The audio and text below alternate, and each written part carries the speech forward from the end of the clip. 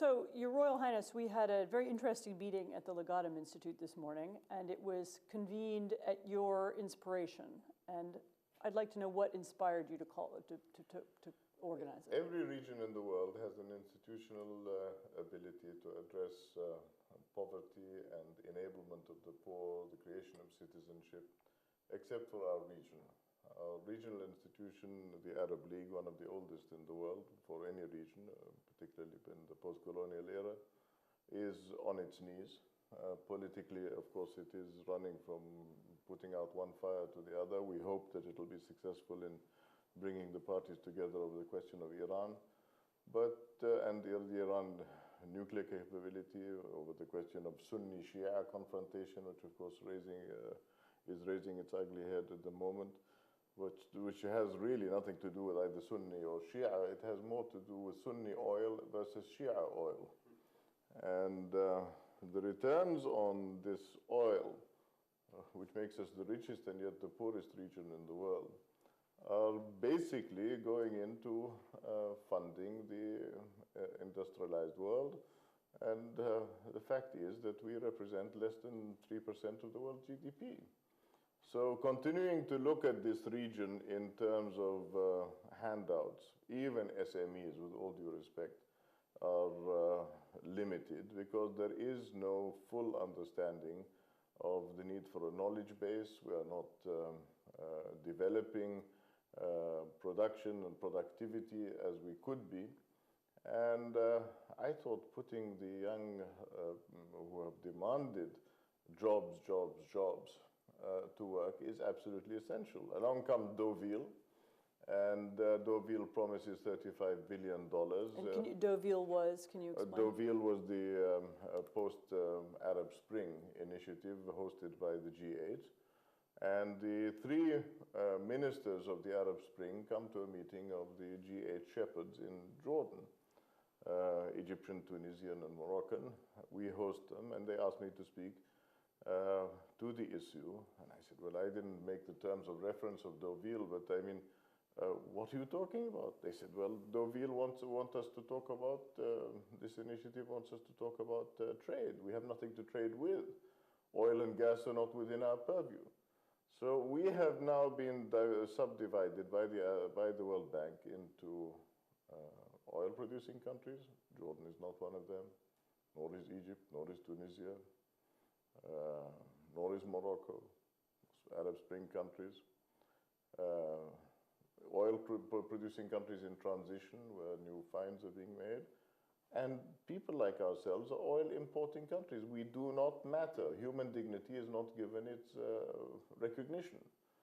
So if we've seen a thematic approach that is worth emulating, it's the coal and steel community.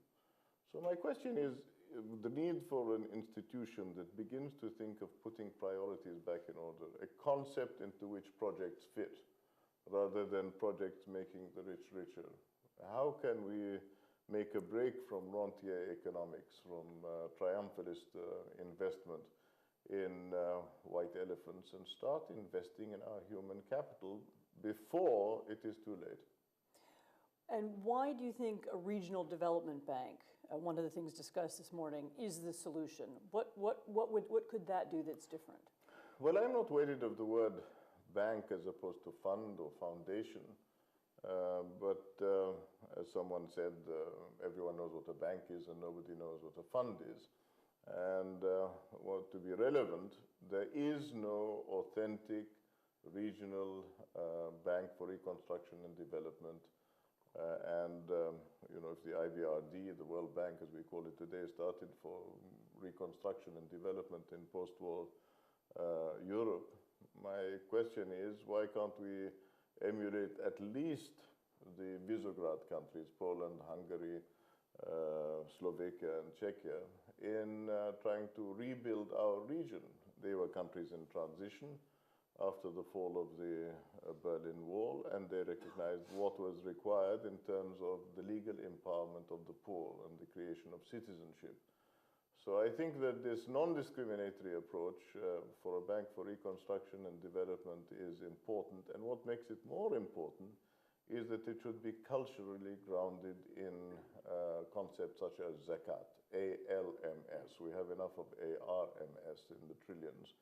But ALMS also could rise to the trillions if we had a universal organization which is transparent and accountable. You could call it concessionary financing if you will.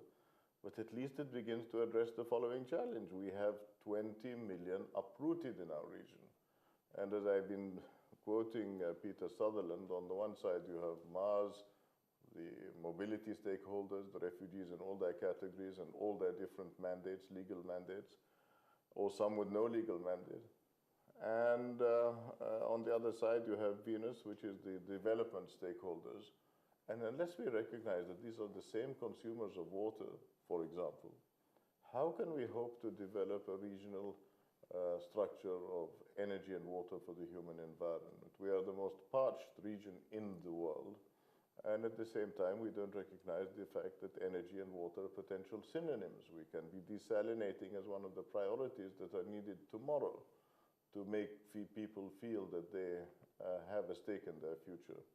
I would like to see public participation in this discussion of ad personam, sitting here as we are, leaving our titles out of the room, which is to the credit of Legatum that we've come together on this basis. Political figures, economic and social figures, civil society figures, and maybe a leaders' forum, beginning to simulate the existence of the structure. Whether we call it a bank or a fund, at the end of the day remains to be seen. But there has been funding forthcoming for studies, and I think that this will gain momentum in the beginning of the year. One of the catalysts for the creation of what eventually became the European Union after the war in Europe in 1945 was the creation of the coal and steel community, as you mentioned. Do you think that the conversation about water in the region, because it's a genuine cross-regional issue, it crosses borders as it crosses from rich to poor, do you think that could be the catalyst for a deeper, more profound regional organization in the Middle East? Well, I'm involved with the Blue Peace concept, which started in Montreux, Switzerland, and then moved to Turkey, and now has moved to our West Asia region. And in a few weeks' time, we're inviting the Okavango Commission, the Mekong Commission, the Finnish-Russian Water Commissions. All are coming to be observed and monitored by participants from all over the Arab world. So we are beginning to develop a regional forum, not only the Arab world, but also other countries, the non-Arab countries in the region. So I'm glad to say that that is a regional common. We hope to make it a creative common, and I think it is an excellent example to follow. And what are the next steps? The next steps practically are the funding has been committed to the studies and the priorities required of this body. The swell of public opinion in our region is basically pessimistic. So how to contain pessimism, particularly among the young, before the Arab Spring erupts again. And I think this time it might be called the Arab Tsunami, because we have nationalist passions, we have quasi-religious passions, we have wars that are reaping tens of thousands of people, innocent people every day in Iraq and Syria, but not alone. And I think that this potential for anarchy in our region is combined with the drug industry, the money laundering industry. So it is a race now. The next step should be to establish the contact group of everyone, of the stakeholders, and to begin a strategy of media promotion, which is absolutely essential, to say, well, there's another show in town, and that show is integration, inclusion. And I'm happy to say that the Arab Social Charter has achieved part of that. The young themselves are saying, proscribe all forms of discrimination. focus on a free and Arab, and I say responsible Arab citizenship. So we're no longer labels. And when a young Moroccan or Tunisian walks up to me and he says, I really don't know much about you, but I know you're clean, I take that as a compliment. But it's rather sad that it should be put in such a context. Thank you very much. Thank you very much.